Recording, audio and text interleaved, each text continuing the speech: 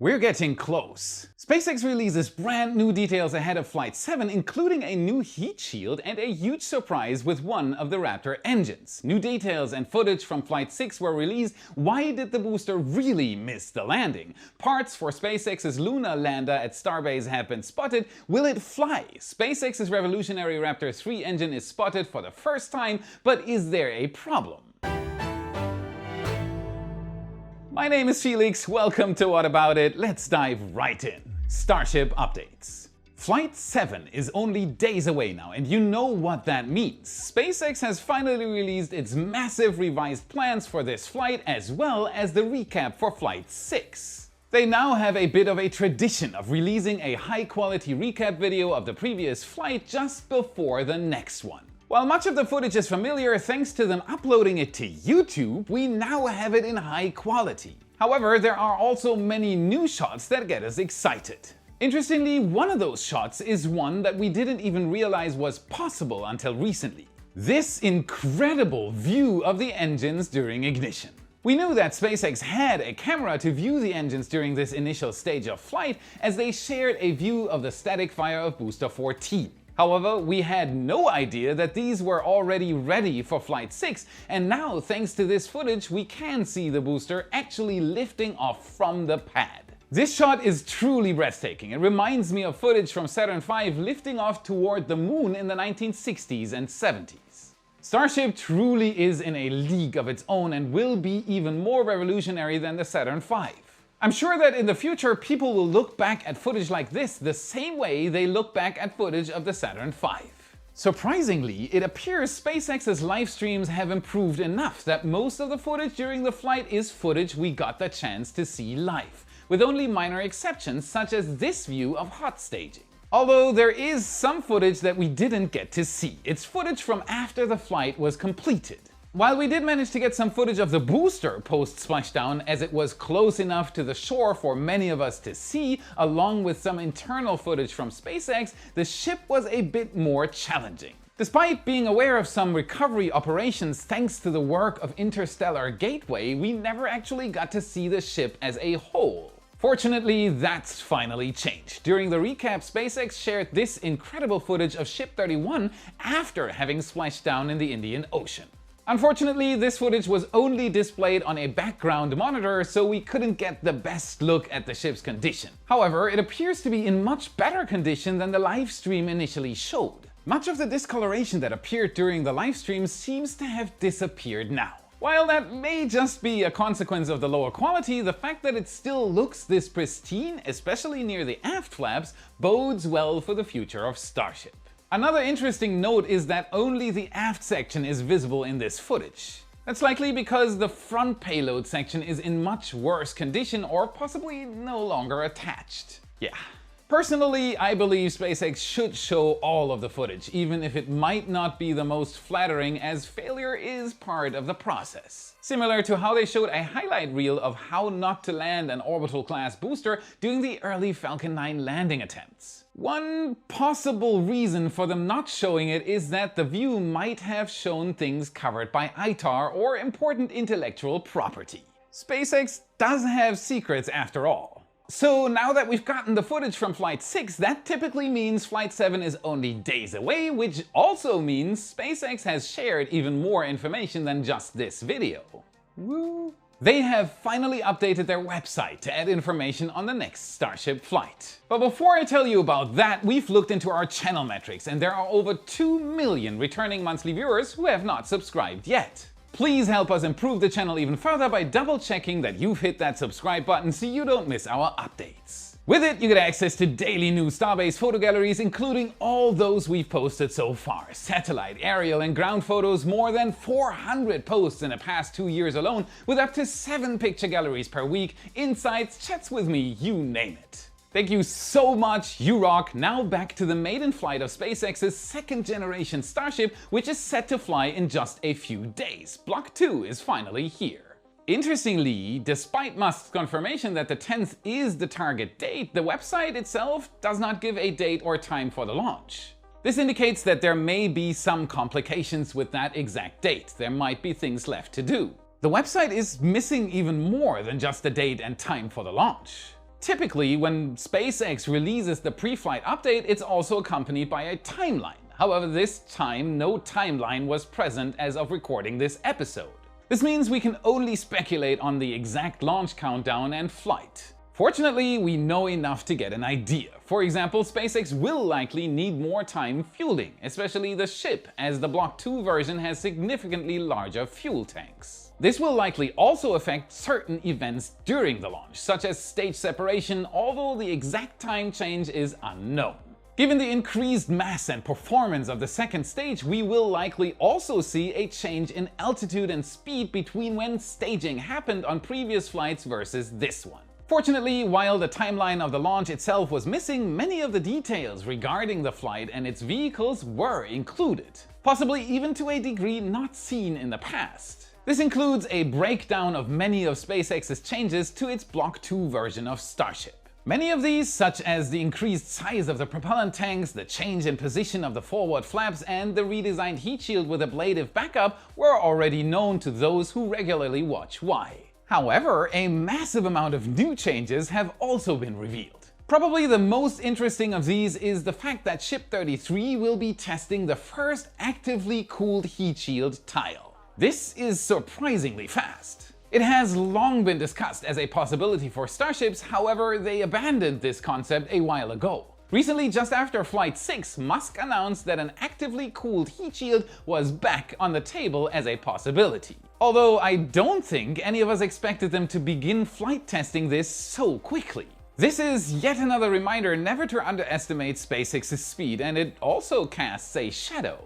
If SpaceX wants this test so quickly, they might be further along into the idea of radically changing the heat shield approach they've taken with their Starship design. And that's just the beginning. SpaceX also confirmed that it had made massive changes to the propellant feet lines, which now sport a vacuum jacket instead of standard insulation. A vacuum what? A vacuum jacket is a form of insulation where a pipe or container has a secondary skin around it and a vacuum between the two layers. In other words, it's a nothing sandwich. This helps to insulate the internal pipe as heat has an extremely hard time transferring through a vacuum. Since there is no medium like air between hot and cold in a vacuum jacket insulation, the only way heat can be transferred is by radiation. Infrared light. That's very slow. Contrary to common belief, things are not being shock frosted when being exposed to space. The ISS, for example, uses huge radiators to remove heat from its interior. Otherwise, it would be an oven in the sun, even though it is surrounded by space. These marked panels aren't solar panels. They are radiators to keep it cool inside the station. The ISS cooling system is fascinating. Huge rabbit hole warning. Alright, let's get back on track. Block 2 and Flight 7. They also confirmed that the trio of smaller pipes surrounding the downcomer are meant to feed directly into the vacuum Raptor engines. That's new. Massive upgrades and redesigns to the avionics and power systems have also been made, which have added higher capabilities such as greater video throughput and the addition of 30 vehicle cameras. Yes, 30. I'm sure we won't get to see all of those cameras, but with so many cameras and higher bandwidth to stream the video, I am also sure we'll get even more spectacular views from this flight than ever. And this won't just be good for us, as these cameras can also help engineers diagnose any problems that may occur during flight. This all increases the likelihood of a successful ship catch.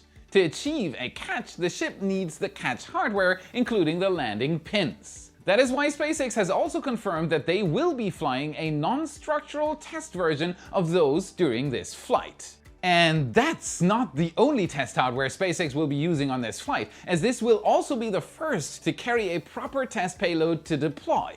During the last flight, we had a bit of a joke payload as SpaceX flew a banana for scale to space. However, Flight 7 will carry the first meaningful one for SpaceX's Starship. They'll be deploying 10 Starlink simulators, which will be of similar size to the next generation of Starlink satellites. These will only be dummy sets, and even if they weren't, they'd be on the same trajectory as the Starship, meaning they'll burn up over the Indian Ocean around the same time. SpaceX also said these would be dummy Starlink satellites to simulate a future V3 hardware. This is brand new information. Until now, everyone thought SpaceX would use Starships to deploy V2 Starlink satellites. V3 wasn't even known and is considered even more powerful. Gigabit Starlink will become a reality sooner than later. NASA has delayed Artemis 2 due to a heat shield issue. You've heard the news and you might have read one or another article about it, but have you seen the entire story? Since its inception, the entire program has seen cost overruns and large delays. But we only know what we've seen or read in the news, so getting an overview is essential. Just by Googling it, that is almost impossible. There is a tool for you to find out: Ground News. I use it regularly for research and you can follow along at ground.news/y. Ground News gives you that ability like a secret superpower. I access all my news through their app and website. I can compare how different media outlets frame any given story worldwide. So what's the entire story for Artemis 2 and the delay, you ask? It's pretty obvious on Ground News. Almost 300 total sources is gigantic, but the right is almost not talking about it, and most of the sources come from the political center. Here's a little comparison of what I mean. The left discusses a postponement while the right is giving it a twist, saying NASA once again postponed the return of astronauts to the moon, which is very important information. Ground News is funded by subscribers, ensuring their website is free from ads that often lead to sensationalism and clickbait. By subscribing, users gain access to an excellent tool while directly supporting Y. I've been sold on what Ground News does a long time ago, and I encourage you to give it a try. Go to ground.news/y or scan the QR code on the screen for 50% off the Vantage plan. Give your news some clarity. Thank you, Ground News. So that's the ship. How about the booster? We know Booster 14 has significant upgrades over Booster 13, such as adding new stringers, otherwise known as structural bracings. This is likely to allow it to carry the increased weight of a Block 2 ship. However, other than that, it appears to be pretty similar to Booster 13 and Booster 12. Except there is one thing that seems extremely similar to Booster 12, as in identical to Booster 12. This is engine serial number 314, or the Pi engine. It flew on Flight 5, and this exact engine will now fly on Flight 7 with Booster 14.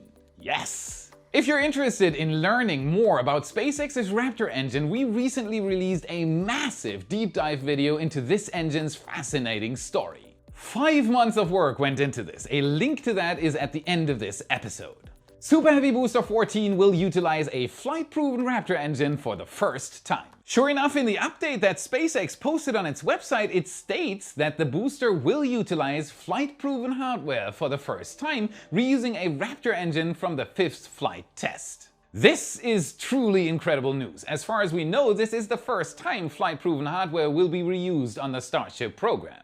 It will be the first time of many, as this is only the beginning. Hopefully, unlike the last booster, Booster 14 will make it back to the pad, and maybe we'll see this engine fly for a third time.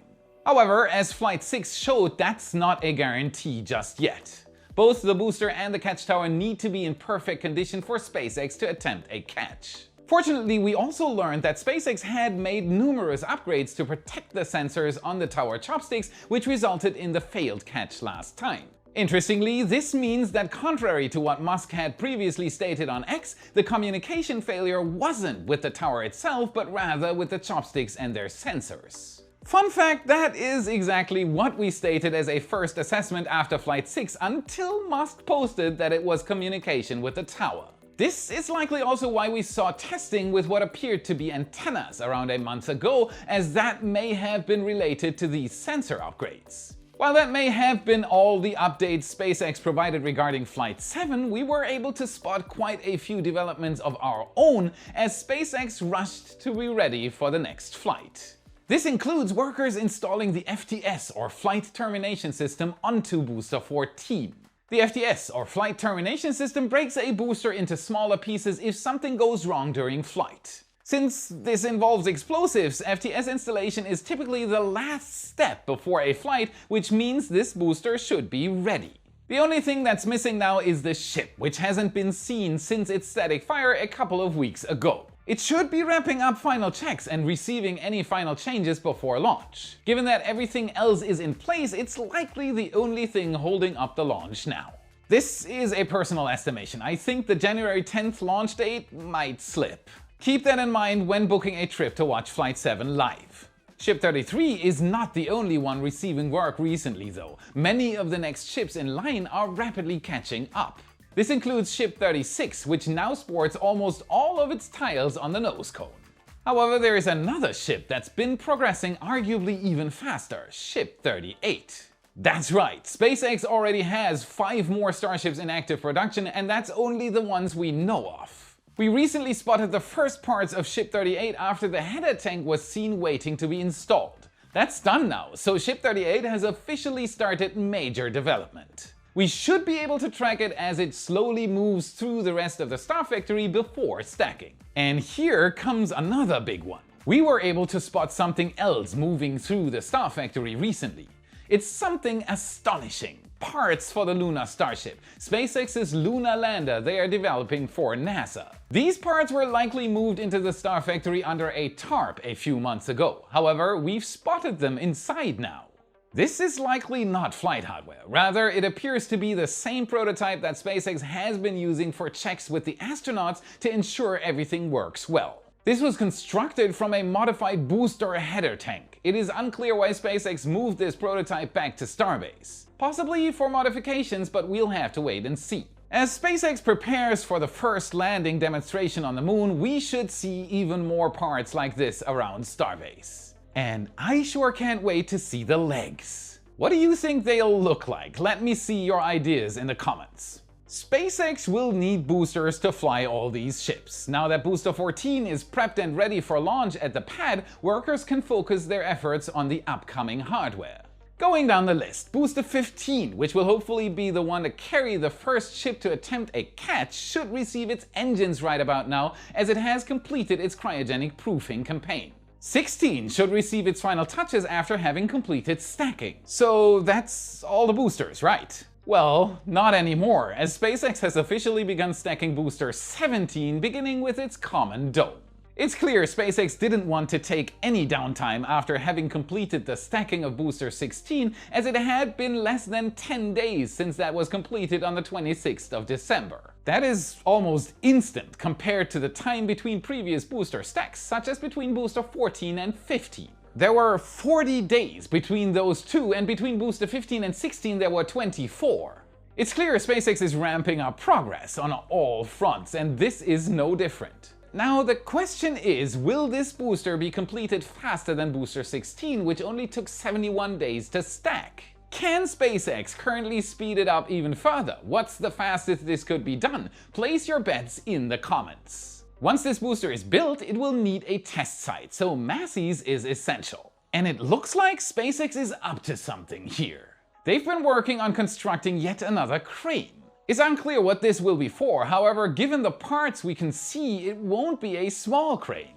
Considering SpaceX already has a pretty large crane on site, it's interesting that they've decided to bring in another. This may be related to SpaceX's new can crusher, which it has been upgrading. Recently, they added more sections to the cage designed to stress test vehicles to their limits. This crane may be required to lift taller vehicles into the cage. The crane needs to be taller than not only the vehicle it's lifting into the cage, but also the height of the cage itself so that it can be placed inside. However, this is only speculation now, and we will know more in the coming days.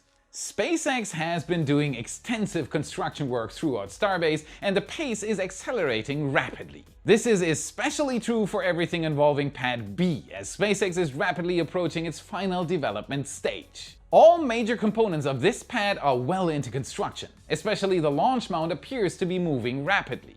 This is likely the most complex and important part of the new pad, so it's no wonder so much work is being put into it. The water-cooled launch tank has been installed, so the remaining tasks are finishing the internals and adding any remaining shielding. The chopsticks have also been receiving some work in final preparation before their move to the launch site, which could happen any day now. The only work remaining is likely at the launch pad itself. Speaking of which, we have also seen quite a bit of work on the launch pad, specifically the tower, which has now begun receiving shielding for its housing. This external housing holds much of the pipework and components required to operate the tower, including the Drawworks motor, which raises and lowers the chopsticks. With this shielding now installed, most of the tower's internals are likely completed. All that should be left are the chopsticks and ship quick disconnect. And once that's completed, the launch mount and flame diverter, which are also progressing rapidly, will be the only remaining items. Overall, Starbase appears to be moving at light speed coming into 2025, but this is only the start. It's likely the slowest it will ever be from now on. A good example of this is at a different SpaceX facility, in this case McGregor, Texas. SpaceX tests all of its engines before use here, and it was even the location of its initial reusability testing for Falcon 9 with its Grasshopper prototype. Although the facility is no longer used for experimental vehicles, it is still used for experimental engines, the next version of Raptor. Check this out! For the first time ever, we've got pictures of a Raptor 3 engine outside of SpaceX, in this case being tested on a horizontal test stand, confirming that SpaceX can test these on multiple test stands now. This is only the second Raptor 3 we've seen so far. However, SpaceX clearly has more, as this one has been designated with the serial number 4. SpaceX is likely still ramping up production on these engines, as they were first revealed around 5 months ago. The production rate is quite low currently, although SpaceX is probably mainly focusing on getting this engine working perfectly before beginning mass production. That being said, it will likely still be a bit before we see one of these fly. It's still nice to see the progress though. We may see one of these over at Starbase before we know it. Once SpaceX has this engine ready, it will be a game changer on many levels. That's it for today. Remember to smash that like button, subscribe for more. This is what fuels the algorithm, and this is how you can help us for free. Check out our epic shirts in your favorite Space Nerd store. A new Raptor design and our brand new Starship Block 2 design are both up. Link is in the description and in the card you should see now. Also check out our print store at shop.whataboutit.space to buy a picture for your favorite wall. A significant amount of every purchase goes directly to our photographers. And if you want to learn more about the fascinating story of SpaceX's Raptor 3 engine, watch this video next to continue your journey. Thank you very much for watching, and I'll see you again in the next episode. Proper pipe. Still. This is likely. So it's not wonder. There's no problem.